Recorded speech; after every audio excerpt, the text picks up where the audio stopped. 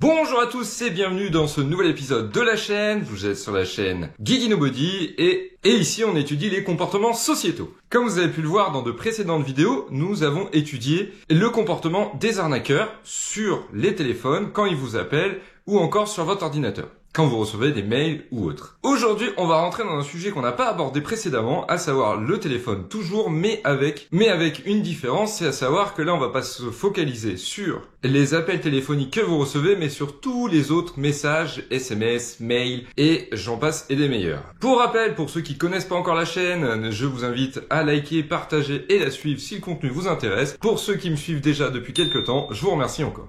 Allez go, on démarre sur le sujet d'aujourd'hui. Donc là tout simplement pour vous présenter cette vidéo, je vais utiliser mon téléphone. Du coup là vous allez me voir l'utiliser et je vais retranscrire sur la vidéo normalement de ce côté-là. Comme ça vous pourrez voir tout ce qui se passe. Mais avant de démarrer cette nouvelle vidéo, je tiens à vous rappeler qu'il y a un jeu concours qui est en train de se monter pour gagner 15 000 €. Ah oui je sais, j'en avais parlé dans un short précédemment et vous n'avez pas eu de nouvelles depuis, mais c'est parce que c'est très long à organiser. Mais sachez que l'organisation de ce futur concours se poursuit correctement et que vous allez avoir plus d'informations dans quelques semaines. Allez sur ce, démarrons notre vidéo du jour. Précédemment, on a parlé des appels téléphoniques. Vous avez pu voir que on pouvait se faire appeler par différents arnaqueurs et derrière, par des techniques pour vous faire peur, on vous poussait à rentrer des données de manière à pouvoir récupérer l'argent qu'il y avait sur vos comptes bancaires. Aujourd'hui, on va voir ça sous un autre prisme, puisque toujours avec votre téléphone portable, on va s'intéresser cette fois à tout ce qui est message.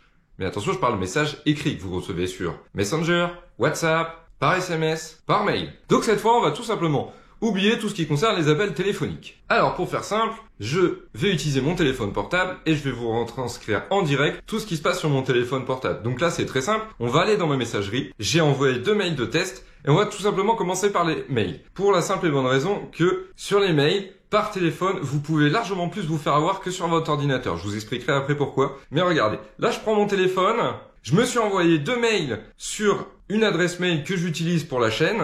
Et là, ici, on voit tout de suite des choses très simples.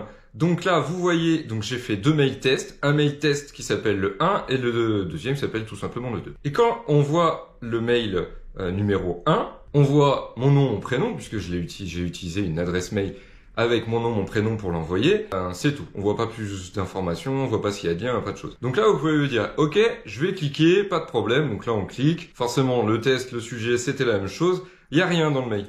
Mais vous voyez, quand on regarde là-haut, là, on voit que c'est marqué Guillaume. Et en réalité, ça aurait pu être très bien marqué Amazon, La Poste, je ne sais quoi d'autre, BNP, la Caisse d'épargne. Et en dessous, vous avez un mail. Et là, c'est un mail Gmail, parce que j'ai utilisé un mail Gmail pour envoyer.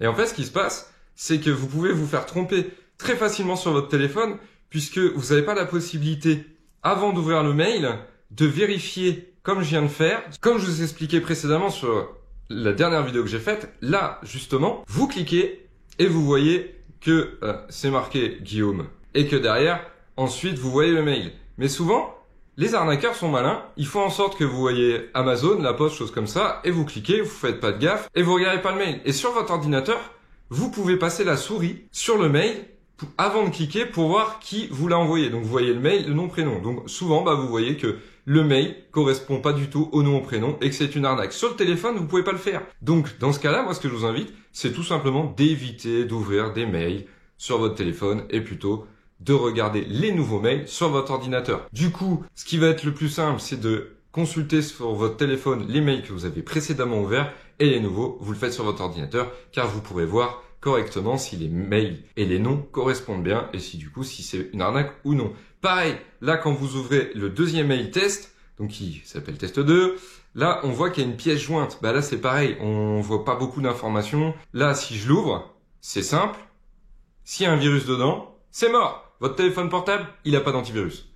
Ou alors, si, parce que vous en avez acheté un, mais la plupart des gens, on va dire 95% des gens, n'ont pas d'antivirus sur leur téléphone. Parce que tu penses qu'un téléphone ne peut pas être infecté par un virus. Et bien au contraire, que ce soit un téléphone Apple, Samsung ou d'une autre marque, il peut être infecté par un virus. Et ces virus-là peuvent capturer tout ce qu'il y a sur votre téléphone, les informations bancaires, ce que vous tapez, et ainsi de suite. Donc finalement, c'est pareil. Pour les liens que vous avez dans vos mails ou les pièces jointes, ouvrez-les sur un ordinateur avec un antivirus qui est protégé. Ça évitera que vous chargiez des malwares sur votre téléphone et on reviendra là-dessus parce qu'il y a des malwares très très vicieux. On verra ça à la fin de la vidéo. Donc là, vous pouvez voir, j'ai été sur mes mails. Maintenant, on va passer sur un autre système beaucoup plus simple. Vous recevez tous les jours des SMS. Alors pour faire simple, maintenant, du coup, on est toujours sur mon téléphone. Hop là, je clique. Bon, c'est un SMS que je me suis envoyé à moi-même, donc forcément, je sais très bien d'où il vient.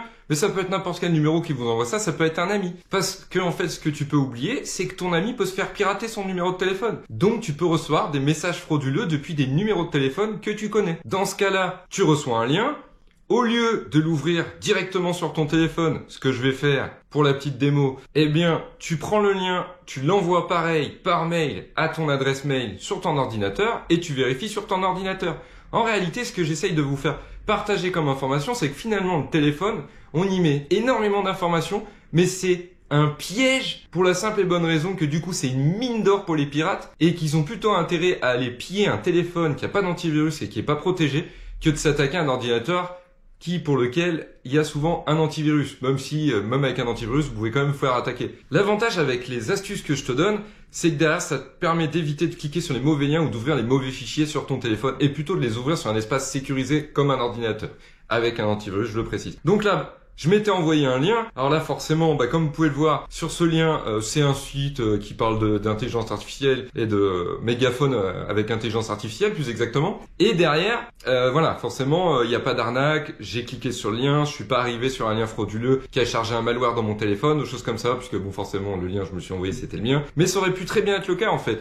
Et qu'est-ce qui se passe quand vous recevez ça? Eh ben, je vous expliquerai ça encore juste après. Alors là, on a testé ça sur un SMS, mais c'est la même chose sur WhatsApp, Facebook ou toute autre messagerie instantanée. Je vais vous faire simple, je vais reposer le téléphone parce qu'on n'en a plus besoin, et je vais vous raconter une petite histoire. J'ai un ami, qui se reconnaîtra s'il regarde la vidéo, qui un jour se baladait sur un site de rencontre, il cherchait quelqu'un, enfin bref, il rentre en contact avec cette personne, ça aurait pu très bien être sur un autre moyen de communication. Attention, là c'était un site de rencontre, ça aurait pu très bien être une personne qui connaît dans son entourage qui s'est fait pirater son numéro de téléphone, son Facebook ou je ne sais quoi d'autre. Et donc du coup, il discute avec cette personne, boum, il la rejoint sur Telegram, qui est une application de messagerie instantanée comme WhatsApp ou le reste. Et de fil en aiguille, il discute avec la personne et il clique sur un lien qui lui envoie. Alors je sais pas ce que c'était comme lien, mais en tout cas, qu'est-ce qui s'est passé? C'est qu'en cliquant sur ce lien, seulement en cliquant, il n'est pas allé renseigner des données. Il a juste cliqué.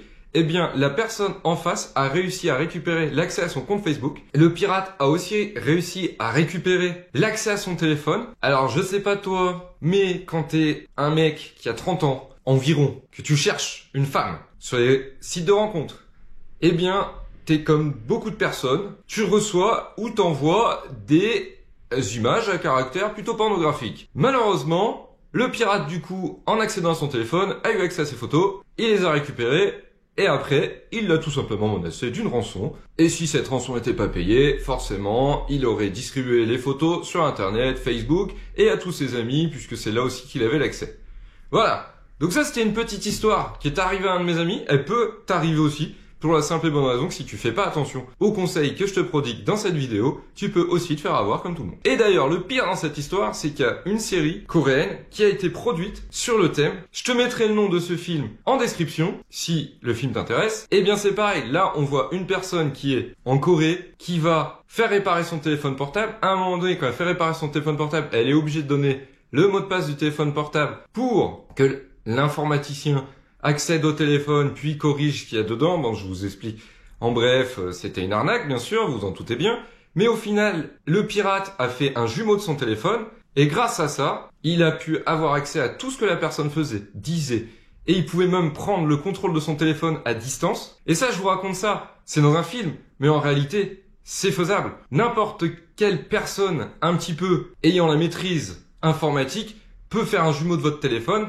Bien sûr, faut qu'il ait quand même accès à votre téléphone pour faire ça, sinon il pourra pas. Mais derrière, quand il a fait jumeau de votre téléphone, il fait tout ce qu'il veut. Et d'ailleurs, je vais pas trop rentrer dans le détail parce que sinon, je vais te faire un énorme spoiler, mais grosso modo, le mec dans l'histoire pourrit la vie de la fille qui s'est fait prendre son téléphone et dont le jumeau a été réalisé. Donc aujourd'hui, je te rappelle une chose, c'est que, comme je disais en objet de cette vidéo, le but, c'est de te faire éviter les arnaques par téléphone. Et ici, moi, ce que je t'invite à faire, c'est surtout de ne cliquer sur aucun lien sur ton téléphone, de les envoyer vers un espace sécurisé, à savoir un ordinateur protégé, pour limiter la casse. Que ce soit pour les liens que tu reçois par SMS, mail ou tout simplement par messagerie instantanée, sache que tu sais pas qui se trouve en face. Pour la simple et bonne raison que la personne en face peut s'être fait pirater son téléphone et que derrière, comme je t'indiquais juste avant, si c'est une personne qui a fait un jumeau de son téléphone, eh ben ça peut être juste une personne qui contrôle le téléphone de ton ami